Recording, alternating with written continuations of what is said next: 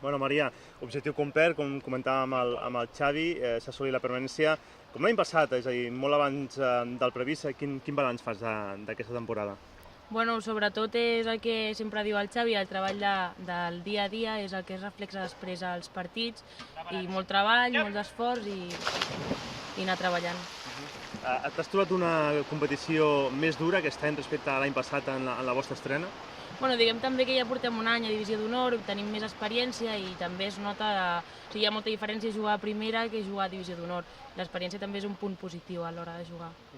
Diu el Xavi que teniu nous reptes, i nous reptes passa per guanyar el Navarra aquest dissabte, és a dir, des del vestuari, què dieu a l'equip? Quines fites us marqueu d'aquí fins a final de temporada?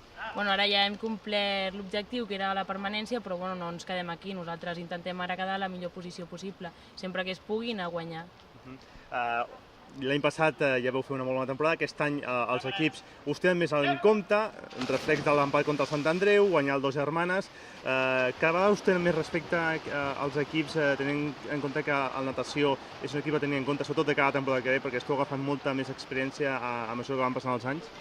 Sí, sobretot també és el treball en equip el que també fa millorar, saps? I després hem tingut alguns punts en contra durant aquesta temporada, però bueno, que les coses ens vagin una mica malament, això ens fa més fort i ens fa treballar més dur de cara als objectius.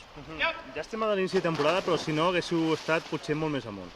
Sí, bueno, sempre és l'experiència i d'això s'aprèn, i suposo que això ens serveix ja de cara a l'any que ve, que no ens torni a passar el mateix i començar amb les piles posades. L'espineta va ser no classificar-vos per la Copa de la Reina? Bueno, sí, sempre et queda això, però bueno, continuem treballant i el nostre objectiu principal era la permanència, i ara, si l'any que ve es pot, ens classifiquem, si no, continuar lluitant per la permanència. Li comentava al Xavi, fes la mateixa pregunta, té molt més valor la permanència per vosaltres, tu que ets una persona de la casa, el fet de poder comptar amb la gent de la casa, amb les joves jugadores que pugen de les categories inferiors i que pugen al primer equip, i no es busca tant a fora respecte a altres equips que sí que busquen a fora, encara té molt més valor aquest plus de qualitat que heu fet, o aquest salt de qualitat que heu fet de l'any passat respecte a aquest?